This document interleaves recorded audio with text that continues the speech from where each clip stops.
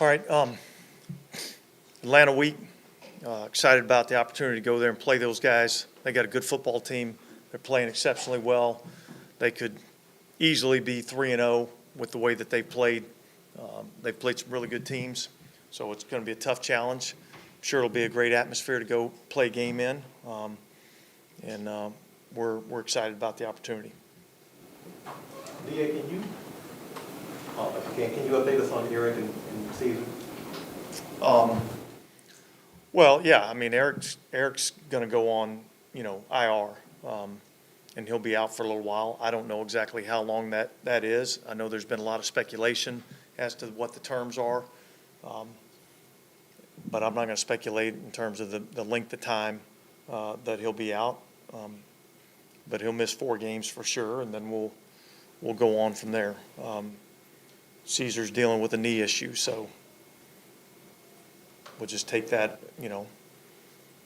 day by day and see what happens.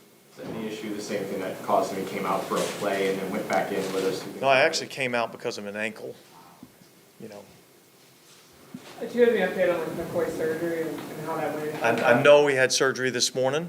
I have not gotten an update as to how that went. And Allen? Yeah, he's just dealing with, some ribs and really kind of a hip pointer. DA, with losing Eric, such a key player for you all in front of you, how do you adjust without him? Well, look, we're going to have some other guys step up, That happens in our league. I mean, I'm looking at, if you just pay attention to the league in general, like there was, I don't know, a dozen or more offensive linemen that went down, this week, so it's, everybody's dealing with it.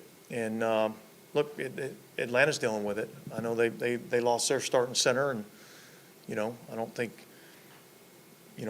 anybody really knows yet for sure. At least we don't know for sure whether or not McGarry's fine or not. We'll figure that out probably come game time. So everybody's got to be able to adjust and make changes, and we'll do that. You mentioned a couple weeks ago about taking some things off of Derek Carr's plate in terms of checks, the line of scrimmage and things like that. How big of a role did Eric McCoy play in that, and does that complicate the replacement? Well, look, I mean, obviously Eric was instrumental in the communication with everything that we're doing up front, and so, yeah, anytime you lose a guy like that is that smart, does such a great job of communicating, and is a good player to go along with that, it makes it tough. But we've got guys that we believe in that'll go in and step in and play well in his absence. You had said throughout training camp that the 2 offensive line spots you were sure about were Eric and Caesar. What have you learned about the team through 3 games that makes you feel more comfortable knowing that they can find scheme around this, find the personnel around this? Yeah, well, I'll be honest with you, it doesn't really matter how I feel one way or the other. Like, this is what we're doing. Yeah. We got to go out and do it. And so, but I feel confident in our guys being able to go out and execute and do their job. And we got to look, the players that are filling in have to step up and play well. The players around them have to step up and play well. Like, this is about a team. This is about 11 guys on offense, 11 guys on defense, 11 guys in the kicking game, going out and executing their job. And we'll have 11 guys out there, and we have confidence and fully expect those guys to go out there and play well. And this was Landon Young available just like as a kind of emergency last week after he could practice? Well, he was available. I think we kind of made the decision to have it more as an emergency role, but he was available. And what have you seen from him since he's gotten to get a little bit more reps on the inside? Obviously, he played majority on the outside. Yeah. Well, we've worked him a ton and at all the different spots. We've worked him, outside right tackle, left tackle. We've worked him, inside guard, right guard, left guard. We've worked him in a lot of different spots. So we feel comfortable with wherever we, need him to step in, that he can go in and play well. Juwan except for center. I haven't worked him there. Is Juwan still ramping up after missing so much of training camp?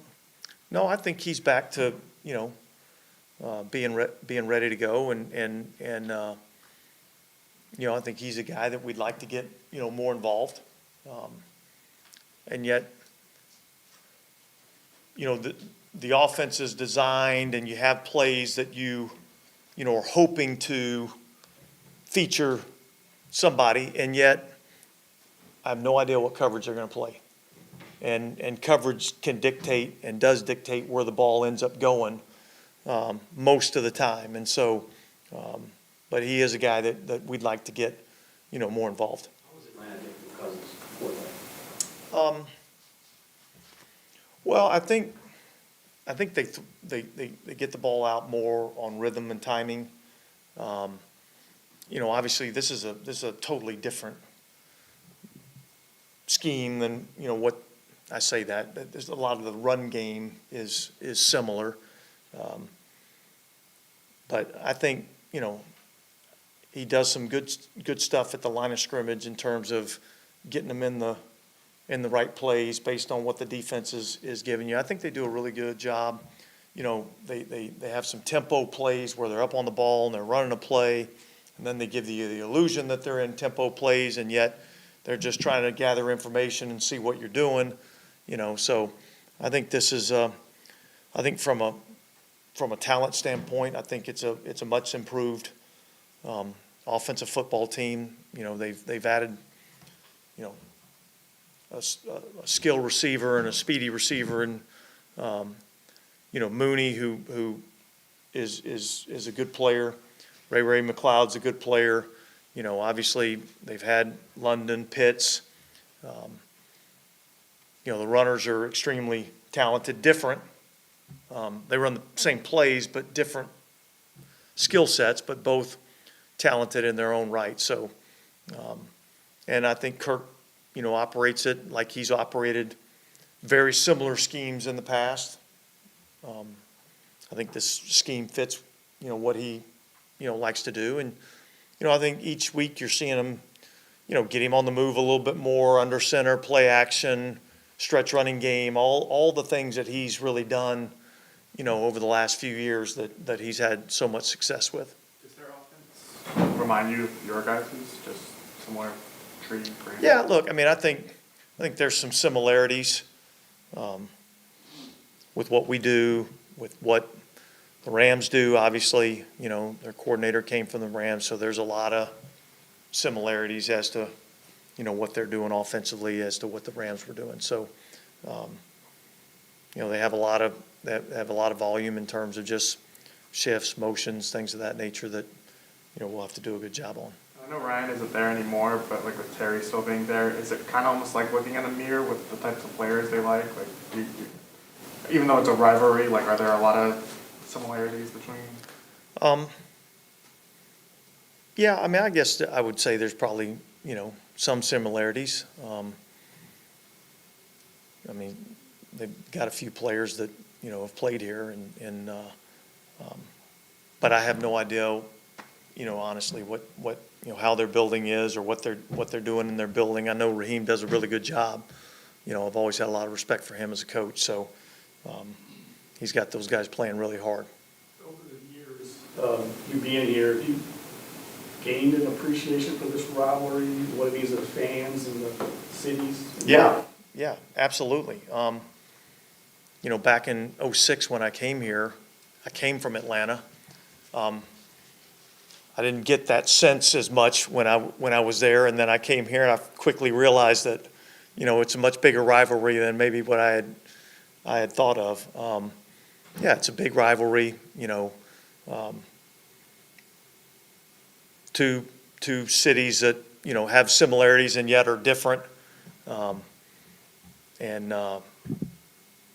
It's a fun game to be a part of. Every time we've, played these guys, whether it be in the Dome or whether it be at, their stadium, it's always been a great environment and always been a lot of fun to compete against those guys. And, we're all looking forward to it again.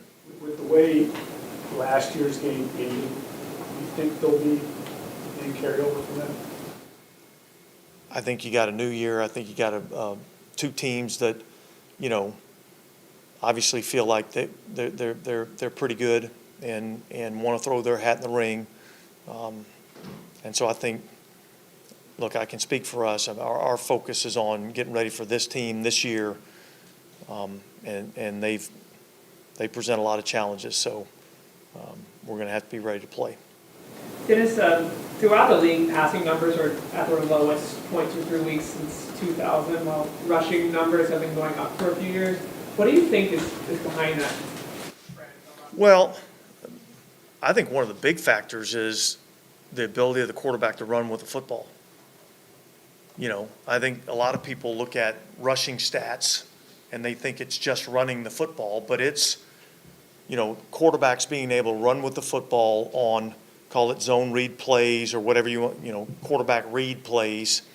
And they're gaining yards on those things, making you have to play 11 on 11. And then you have the athletic quarterbacks that are gaining yards scrambling, which goes down as rushing yards, you know. So I think that's probably a huge factor in it.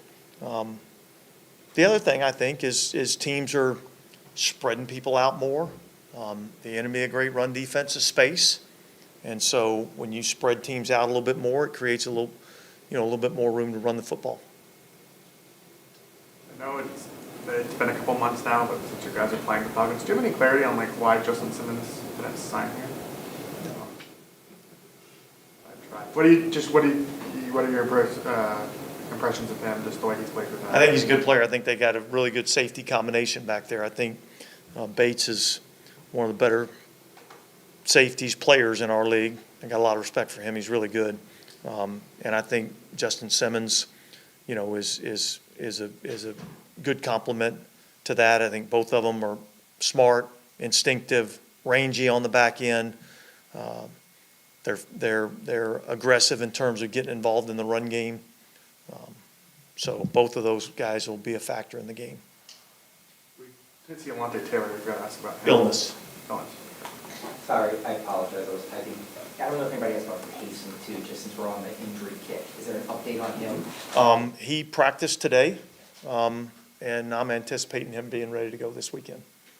What did you think of, Mel Kiper wanting to outlaw the cover 2 in the NFL, thinks it should go away? You hear about that? No. Was that on, like, one of those social media deals? No. They have a huge debate about it. Like, says that guys are playing too far back, and you can't, yeah. It was all discussion. He said there should be. I think we got too much time on our hands. Maybe it's part of the larger discussion about like why passing numbers are down. Passing, yeah. Because it's interesting how, you know, for so long people have been saying it's a passing league, but actually the numbers are going down year over year. So. I got my own problems. I don't got time to get into that debate. Shane Lemieux, if he's called upon at some point, how have you seen him develop at center? He hasn't really done it before you guys got him, I don't think. I mean, he worked center all of training camp, so, you know, obviously Lucas Patrick has been playing, you know, center for us, so we'll be ready with whatever we decide to do come game day. The way the Eagles played your run, that particular 6-1 kind of, do you think that can be replicated? Do you anticipate teams try to duplicate that? Or Well, look, it's a copycat league, right? And so when you see something, anytime we see something that gives us problems, offensively, defensively, in the kicking game, we can guarantee that at some point we're going to see something similar to what we saw.